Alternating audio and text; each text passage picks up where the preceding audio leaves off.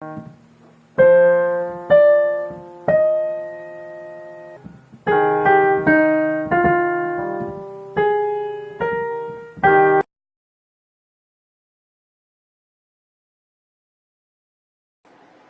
is Kal Kat, the Kal Kat Show. It has been a while since I did a Kal Kat Show.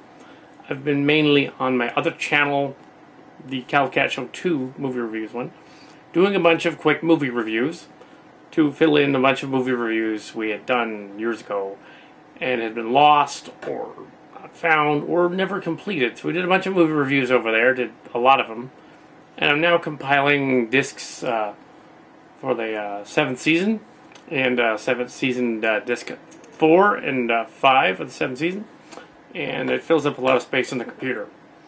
Currently, this is the 7th season of the Kal Kat Show. Back in months ago, we speculated that either mid-October or early November or late November was the Disneyland portion of the series. That'll be still early to mid-November. It is now early October, and I just got back from a movie, so we're going to review some movies from the rest of summer. I'm going to do that, recap them right now. I recapped them a little bit before. It seems that I left them out. I'm going to just quickly do them right now, and let's start off with tonight's movie.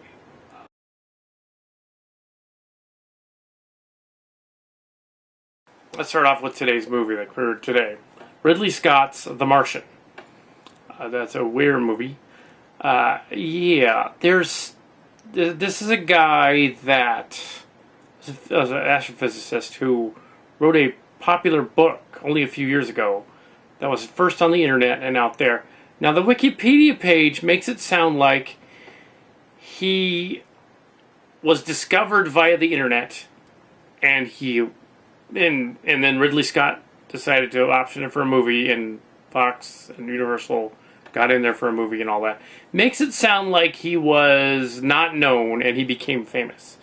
He didn't. He was already famous. He was already a famous astrophysicist person. He was already famous for other books and stories not associated with the internet. So even though the Wikipedia page says, oh no, we totally didn't know who he was until 2011, they did. So yeah, he's known. I've heard of him way before then. So yeah, that was a good book. So they made a movie, and a lot of quick movies are done like that nowadays. You got like the Twilight films were done into films from one source. The 50 Shades of Grey movie was done from one source. All these teen fiction things, the Divergent, the Maze Runner, Hunger Games, stuff like that. And they also, it seems like, they just became famous. No, they were known. They just weren't known to them.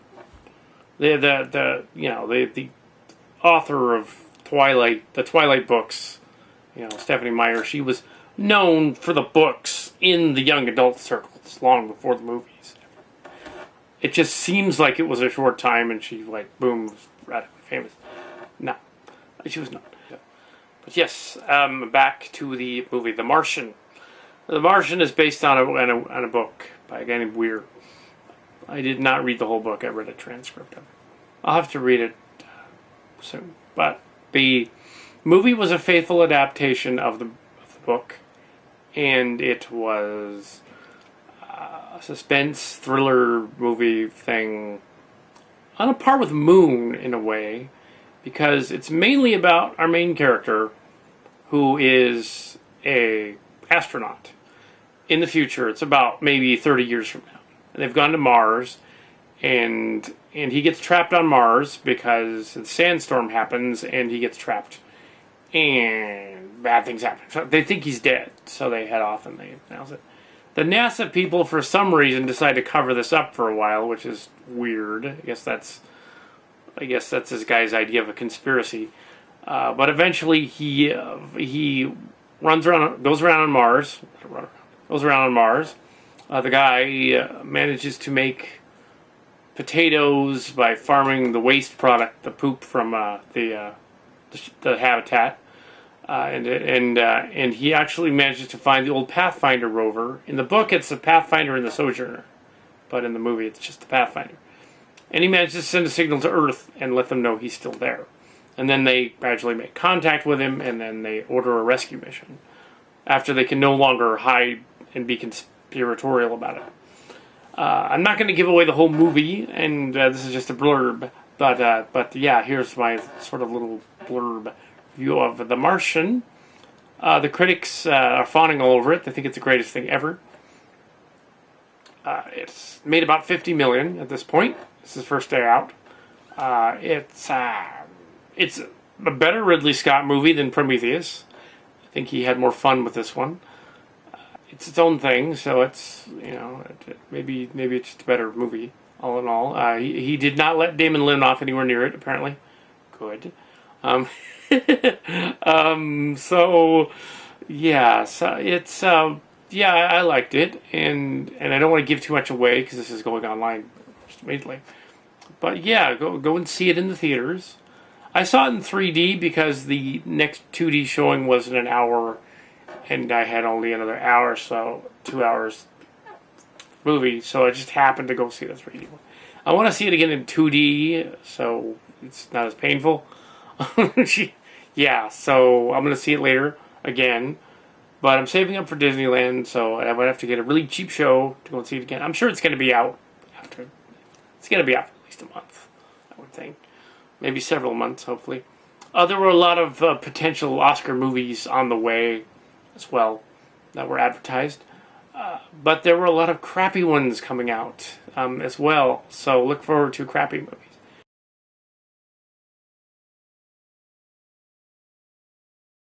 I've been selectively reviewing movies because there hasn't been a lot to go on. And now I skip to more movies that have been out there. On one of the earlier videos there, I mentioned Shaun the Sheep, Mark's Cards, and I discussed it. Mark's Cards, and I saw it separately. This was a movie by the Ataman guys that did the Chicken Run and the Pirates movie.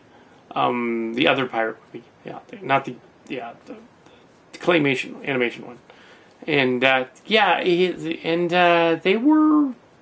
It was an interesting, fun movie. The premise was that this farmer has this really creative sheep who is smart, and he decides to go on an adventure. But then the farmer guy accidentally gets injured. Okay, so in the story, the creative sheep want to take a day off. So they lock the farmer in the trailer, and the trailer somehow takes off on its own into the big city. And while it's taking off into the big city, the farmer guy, taking care of the sheep, it's all claymation. Farmer guy gets injured and it has amnesia. So later he's let out of the hospital and he becomes a barber because he remembers shearing something, so he becomes famous barber Mr. X. And the sheep have to go to the city to find him and bring him back. And there's a villainous dog catcher, and he's after them because he wants to control all the animals. And it's an odd little movie. I liked it. It wasn't the greatest thing ever. Very little dialogue. And it's an interesting little movie, slice of life thing. Worth a rental. It will keep some children amused. I would say ones that are extremely hyper, probably not. They'll walk off and do other things.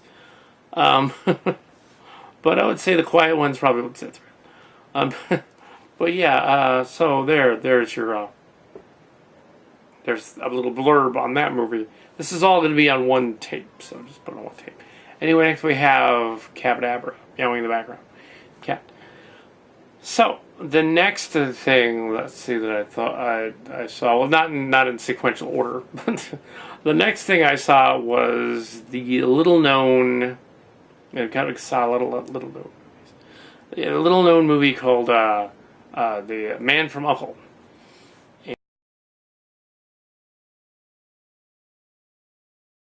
And the Man from U.N.C.L.E. movie is actually set in the 60s during the show. and introduces us to the three characters, including was a big deal back then, a Russian guy and a white guy, whatever, and the chick, and they go on adventures. So the lady, they go on adventure, the Girl Friday kind of thing, and they go on these adventures and in the city, various cities, trying to stop the spy ring that's out to get them, and yeah, and they're a spy ring, so it's kind of like Mission Impossible, but in that same time period, but it's its own version, sort of like a Mission Impossible crossed with The Untouchables, crossed with a little bit of early James Bond, early Ian Fleming. In fact, there's a connection between not Mission Impossible. Okay, hold on. Okay, there's a connection between Ian Fleming and the James Bond books. Ian Fleming, who's the guy that wrote the books. The movies are all based on, loosely. Some of them more loosely than others, including the new Spectre movie that's coming out. Okay, Man from U.N.C.L.E. Is based on an Ian Fleming story. So it's not a James Bond story, but it's one of his other stories. So that's where it comes from. That's why it seems a little similar. The character in it's the heroic Bond type of guy, but doing something else. And they sort of play off that a little bit. Kind of like the Kingsman story did from last year. I didn't really review that. So, yes. Oh, yes. Man from U.N.C.L.E. Yeah, so was The Man from U.N.C.L.E. a good movie? Yeah, I think it was a good movie. It's worth a rental. It's a spy movie, if you like that kind of thing. It's intrigue and adventure. I like that it's set in the 60s. They set it during the show. And if you were familiar with the show, I was like, oh yeah. I wasn't so familiar with the show, though. So when I went in, I don't know how close it is to the show in the movie. But now that I've seen the movie, yeah, there are a lot of DS9 references. Yeah, or vice versa. A lot of Uncle references in Deep Space Nine.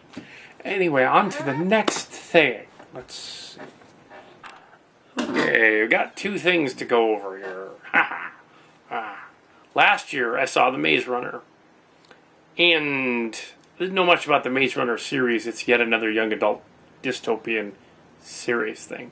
I might have gone over that a little bit somewhere else before.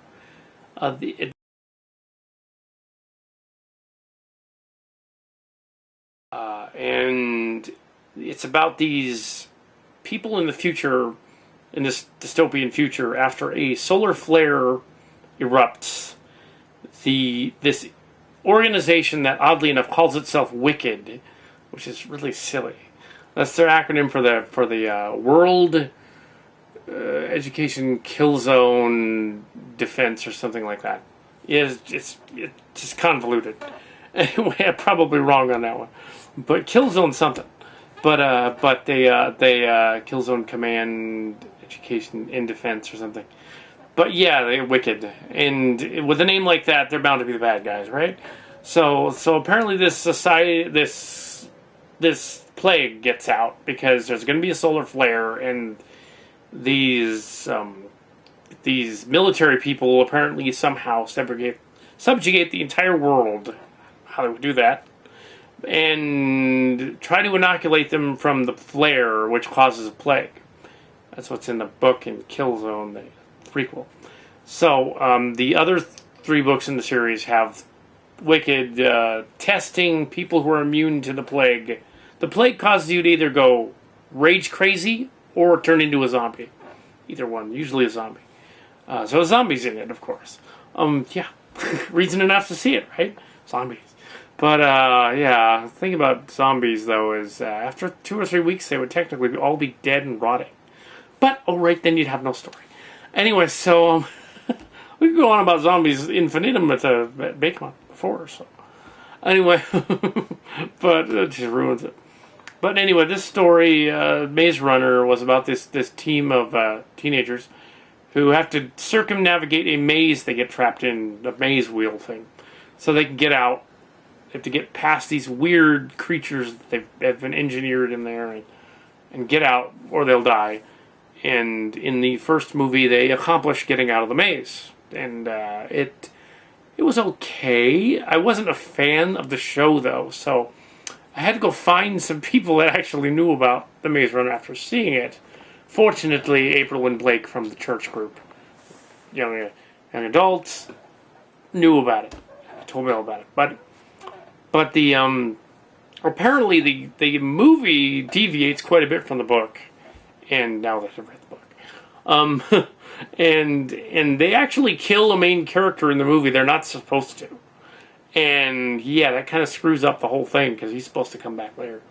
So they sort of imply that he came back in the second movie just because, why not? But he shouldn't be back. He should be back in the books, but yeah. So, and then now they've come out with Maze Runner 2, The Scorch Trials. And they put them in this town.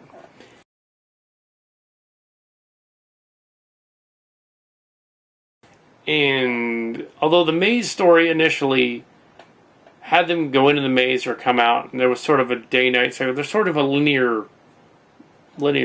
thing going on here. In the new one, they go to this village that allegedly saves them.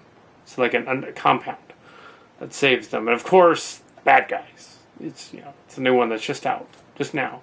Don't want to give away too much, it's still in theaters. Yeah, it turns out they're not good guys, they're other bad guys that are indirectly working for Wicked as well. So they have to escape yet again, but they escape into the town, into the city.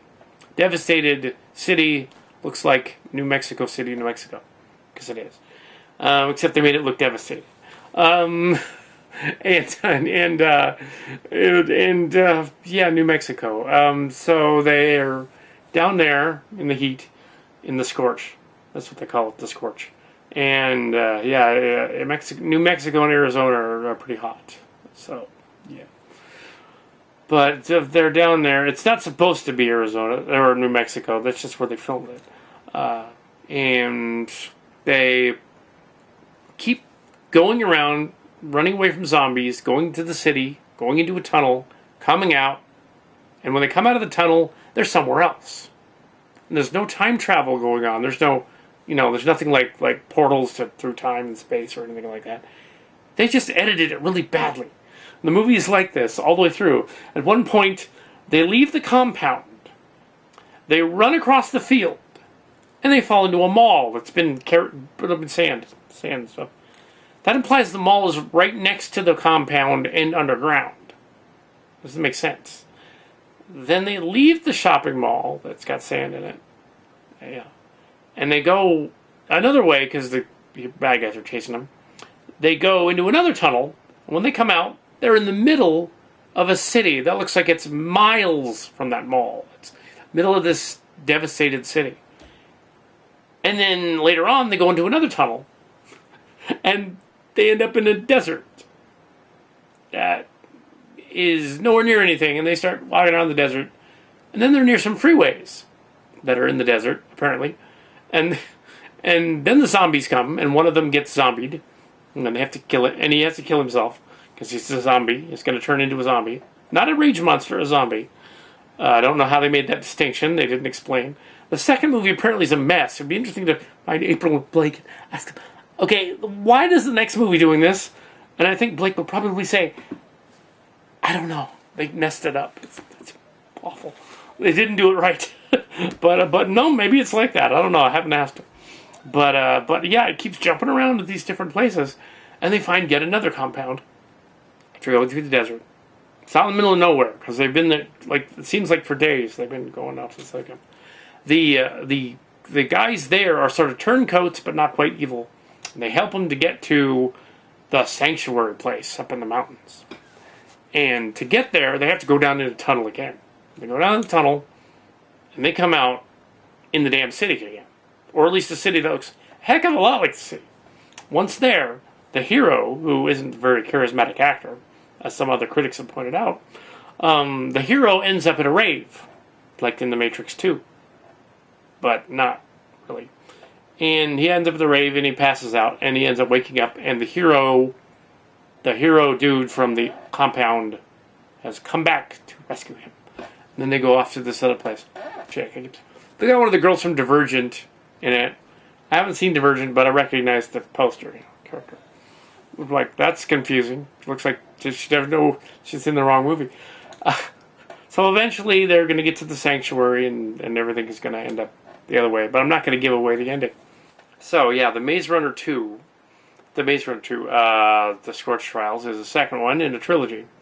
They're not going to separate the third one into two more movies like they did with the Hunger Games. Fortunately, it's just one. Until the studio might decide to separate. I don't think they're going to, though. I don't think they're going to do that. If they do, they probably will at the last minute. But they don't have to. Because the characters are really all that not that likable. So, it doesn't matter. So yeah, that was the Scorch Trials, basically a little snippet of that. The thing about dystopian societies in young adult fiction, I know that dystopia represents the young adult angst and growing up and all that. And the oppressive adults are doing this and that, and they have to stop the oppressive adults, and then they take over. What they don't point out is like what happens later. Society, those kids that were like out of line kind of grew up and they did their own thing. They would basically kind of devastate the universe. So that's kind of what's going on with some of the other stuff that's going on. Okay, let's see. I don't really have. Oh yeah, okay. One more movie to go over. Hotel Transylvania 2. I've seen it.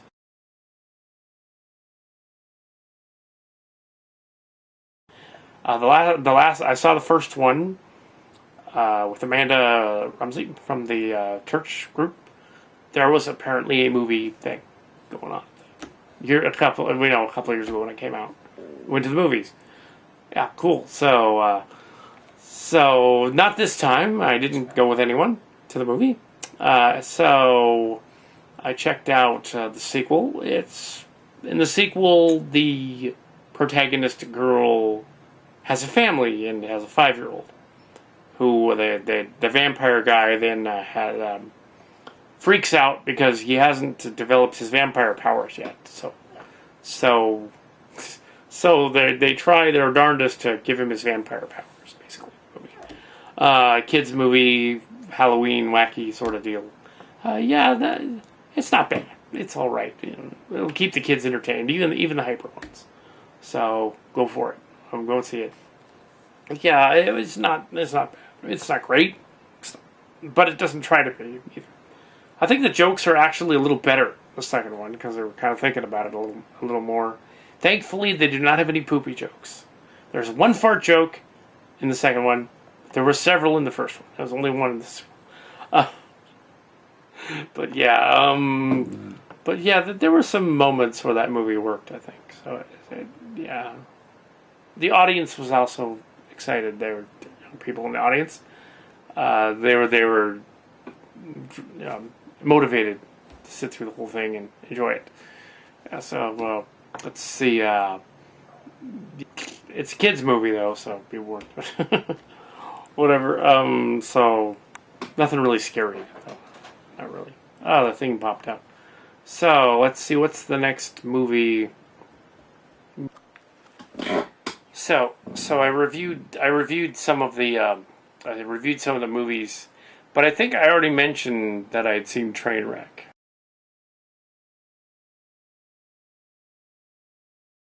So I think I mentioned what that was. Vacation. There was some funny scenes, but I think the excess LeBron James stuff, especially after the humiliating Cavs game between the Cavs and the Warriors, which the game came out. They filmed the movie long before the game, so they basically said the Cavs are going to be awesome. But ironically, the movie came out after the game and the game series, so it made it look weird and somehow dated. It wasn't their fault though; they didn't know. They figured the Cavs aren't going to. That wasn't their fault. The producers didn't know that. That's the trouble with like referencing pop culture though in your movie is that happens. Also, let's see. TV news: X-Files is returning, and to television. They're probably not going to do the alien angle. It's kind of just conspiracy. We'll see. And a little later on, Twin Peaks is returning to television. Also, I looked at some of the reviews and such, and the